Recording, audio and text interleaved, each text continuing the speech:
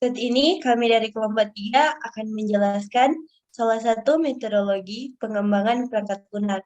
Dan dari hasil diskusi kelompok kami mengambil metodologi pengembangan perangkat lunak yaitu model spiral.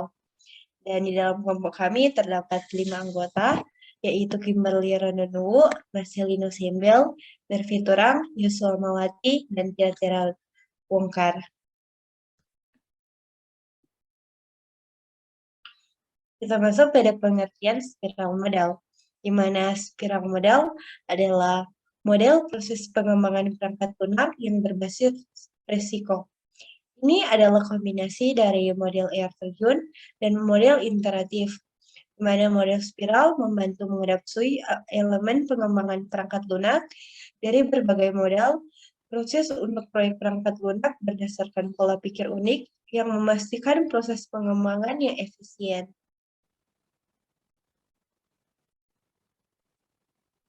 Dan ini adalah salah satu gambar yang kami ambil dalam model spiral.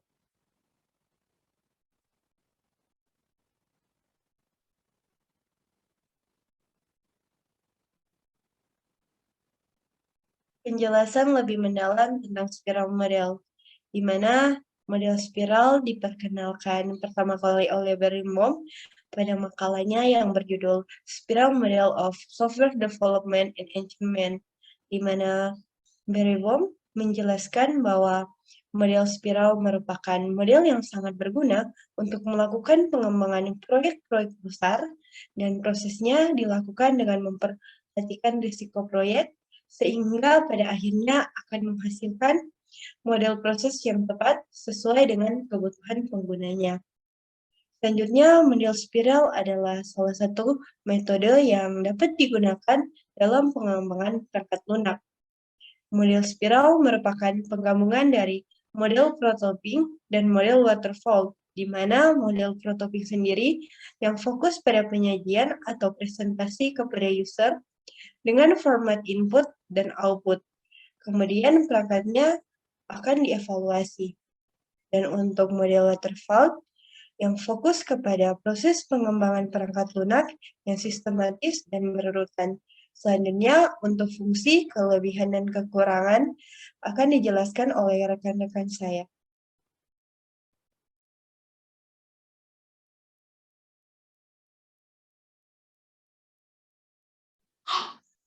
Fungsi model spiral adalah untuk melakukan perubahan, penambahan, dan pengembangan perangkat lunak dengan memaksimalkan aspek kecepatan dan ketepatan berdasarkan keinginan dan kebutuhan penggunanya.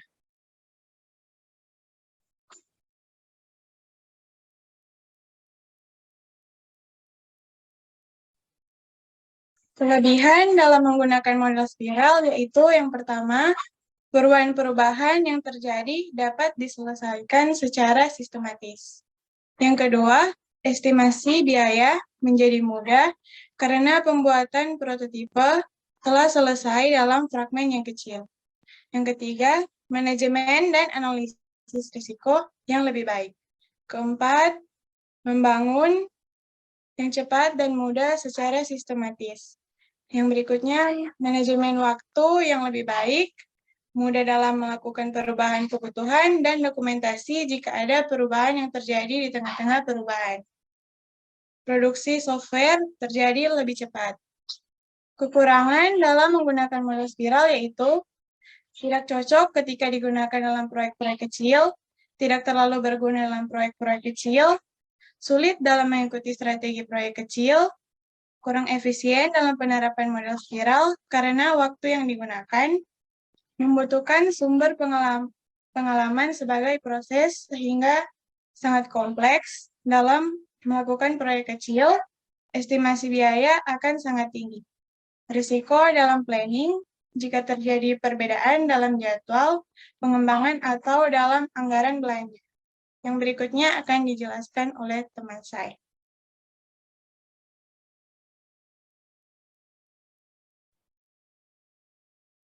Tahapan dalam model spiral.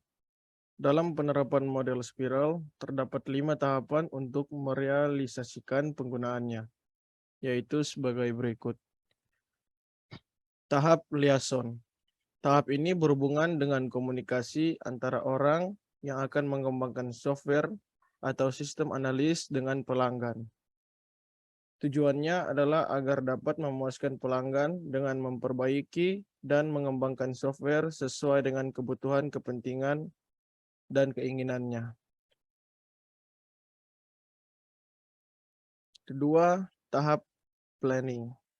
Tahap perencanaan meliputi estimasi biaya yang digunakan, batas waktu, pengaturan jadwal, identifikasi lingkungan kerja, sumber-sumber informasi untuk melakukan iterasi. Hasilnya adalah dokumen spesifikasi kebutuhan sistem dan bisnis.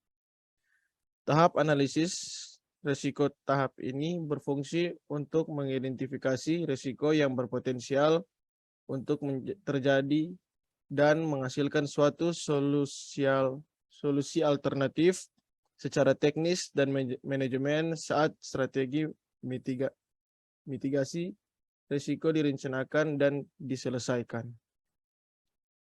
Keempat, tahap rekayasa atau engineering. Pada tahap ini yang dilakukan adalah sebagai berikut. Menguji, coding, dan mengembangkan software. Menginstal software, membuat prototipe, mendesain dokumen, meringkas suatu pengujian software, membuat laporan atas kekurangan dari software agar segera diperbaiki. Terakhir, tahap evaluasi.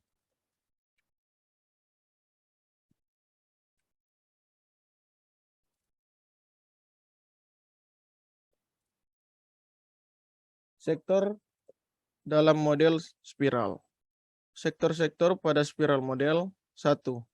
Mengidentifikasi tujuan, alternatif, dan kendala setiap tahap secara spesifik. Mengevaluasi alternatif, menilai risiko dan pengurangannya. Aktivitas ditempatkan untuk mengurangi risiko kunci. Pengembangan dan validasi. Terakhir, proyek ditinjau ulang dan tahap spiral berikutnya direncanakan. Kemudian, penggunaan spiral model tepat digunakan dalam hal sebagai berikut. Yang pertama, ketika memiliki sebuah proyek dengan risiko sedang hingga tinggi, komitmen proyek jangka panjang karena potensi perubahan pada prioritas ekonomi dalam perubahan waktu. 3. Lini produk baru yang harus dirilis secara bertahap untuk mendapatkan feedback pelanggan dengan cukup. 4. Ketika penciptaan prototipe berlaku. 5. Perubahan signifikan yang diharapkan dalam produk selama siklus pengembangan. 6. Persyaratan yang kompleks dan memerlukan suatu evaluasi.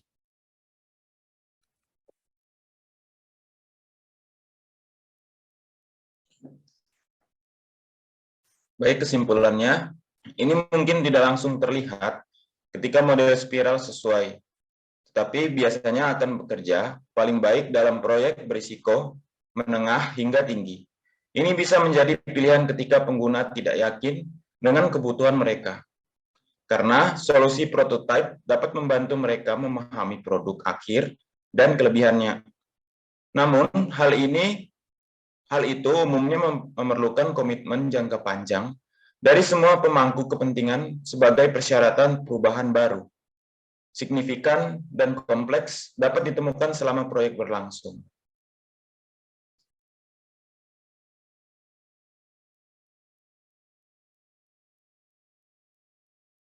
Sekian dari kelompok kami. Apabila ada salah kata, mohon dimaafkan.